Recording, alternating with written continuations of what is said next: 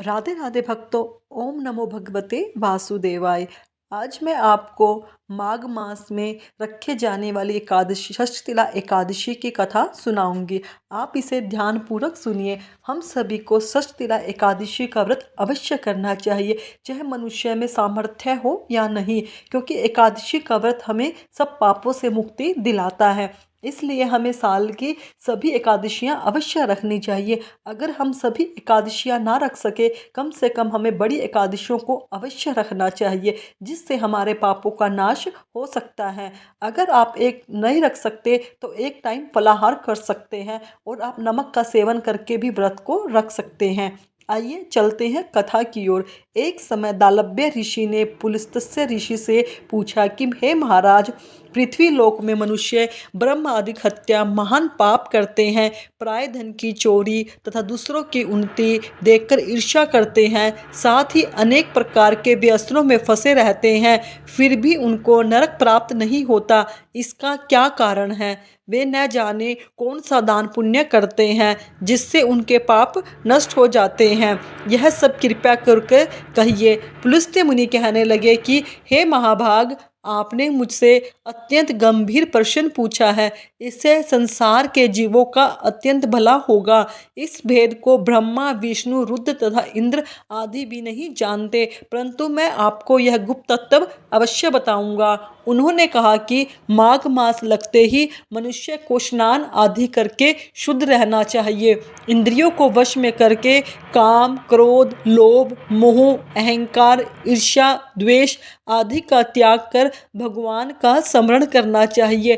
पुष्य नक्षत्र में गोबर, कपास, तिल मिलाकर उनके कंडे बनाना चाहिए। उन कंडों से 108 बार हवन करना चाहिए। उस दिन मूल नक्षत्र हो और एकादशी तिथि हो तो अच्छे पुण्य देने वाले नियमों को ग्रहण करें। स्नान आदि नित्य क्रिया से निर्वित होकर सब देवताओं के देव श्री भगवान का पूजन करें और एकादशी व्रत धारण करें। रात्रि को जागरण करें। उससे दूसरे दिन धूप, दीप, नैवेद्य आदि से भगवान का पूजन करके खिचड़ी का भोग लगाएं। तत्पश्चात पेठा, नारियल, सीताफल या सुपारी का अर्घ्य देकर स्तुति करनी चाहिए।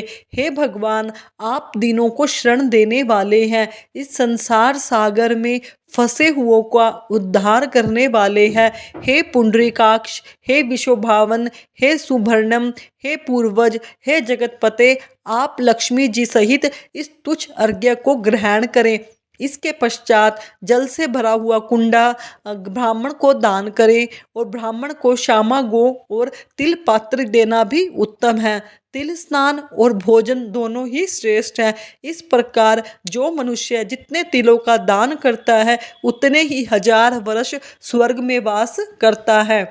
तिल स्नान, तिल का उपटन, तिल का हवन, तिल का तर्पण, तिल का भोजन और तिलों का दान, ये तिल के 6 प्रकार हैं। इनके प्रयोग के कारण यह षष्ठीला एकादशी कहलाती है।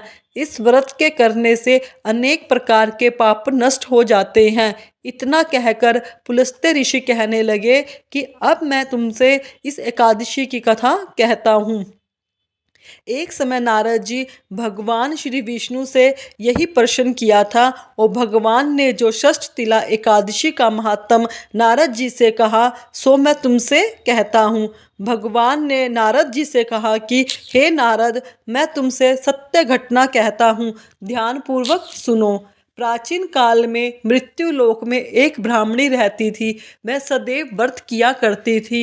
एक समय वह 1 मास तक व्रत करती रही। इससे उसका शरीर अत्यंत दुर्बल हो गया। यद्यपि वह अत्यंत बुद्धिमान थी, तथापि उसने कभी देवताओं या ब्राह्मणों के नियमित अन्न या धन का दान नहीं किया था। इससे मैंने सोचा कि ब्राह्मणी ने व्रत आदि से अपना शरीर शुद्ध कर लिया है, अब इसे विष्णु लोक तो मिल ही जाएगा, परंतु इसके कभी अन्न का दान नहीं किया, इससे इसकी तृप्ति होना कठिन है। भगवान ने आगे कहा, ऐसा सोचकर मैं भिखारी के वेश में मृत्यु लोक में उस ब्राह्मणी के पास गया और उससे भिक्षा मांगी। वह ब्राह्मणी बोली, महाराज किस लिए आए हो? मैंने कहा मुझे भिक्षा चाहिए। इस पर उसने एक मिट्टी का ढेला मेरे भिक्षा पात्र में डाल दिया। मैं उसे लेकर स्वर्ग में लौट आया। कुछ समय बाद ब्राह्मणी भी शरीर त्याग कर स्वर्ग में आ गई। उस ब्राह्मणी को मिट्टी का दान करने से स्वर्ग में सुंदर महल मिला, परंतु उसने अपने घर को अनादि सब सामग्रियों से शून्य पाया। घबरा कर वह मेरे पास आई और कहने लगी, भगवान, मैंने अनेक व्रत आदि से आपकी पूजा की, परंतु फिर भी मेरा घर अन्न आदि से खाली है, शून्य है। इसका क्या कारण है? इस पर मैंने पहले कहा, पहले तुम अपने घर जाओ, देव स्त्रियां आएंगी तुम देखने के लिए। पहले उनसे षष्ठीला एकादशी का पुण्य और विधि सुन लो, तब द्वार खोलना। मेरे ऐसे वचन सुनकर वह अपने घर गई। जब देव स्त्रियां आई और द्वार खोलने को कहा तो ब्राह्मणी बोली, आप मुझे देखने आई है तो षष्ठीला एकादशी का महात्म मुझसे कहो। उनमें से एक देव स्त्री कहने लगी कि मैं कहती हूँ। जब ब्राह्मण ने षष्ठीला एकादशी का महात्म सुना, उनमें से एक स्त्री कहने लगी कि मैं कहती हूँ। जब ब्राह्मणी ने षष्ठीला एकादशी का व्रतम सुना, तब द्वार खोल दिया। देवांगनाओं ने उसको देखा कि ना तो वहाँ गांधर्वी है और ना आसुरी, वरन पहले जैसी मानुषी है। उस ब्राह्मणी ने उनके कथा अनुसार षष्ठीला एकादशी का व्रत किया। इसके प्रभाव से वह सुंदर और रूपवती हो गई तथा उसका घर अन्न आदि से समस्त सामग्रियों से युक्त हो गया। अतः मनुष्यों को मूर्खता त्याग कर षष्ठीला एकादशी का व्रत और लोभ न करके तिलादि का दान करना चाहिए। इससे दुर्भाग्य, दरिद्रता तथा अनेक प्रकार के कष्ट दूर होकर मोक्ष की प्राप्ति होती है। इसलिए हमें एकादशी का व्रत अवश्य करना चाहिए। हर प्राणी को एकादशी का व्रत करना चाहिए और व्रत के दिन भगवान श्री हरि का सुमिरन करते रहना चाहिए।